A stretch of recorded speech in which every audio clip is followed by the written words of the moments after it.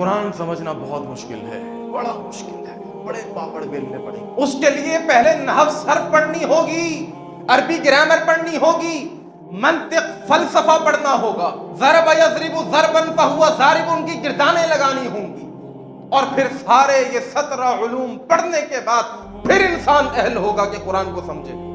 کون کہتا ہے؟ انسان کہتا ہے۔ اب آئیے قرآن کی طرف، حفاظ یہاں پر بیٹھے ہوئے ہیں، سورۃ القمر اٹھا کر کے دیکھیے۔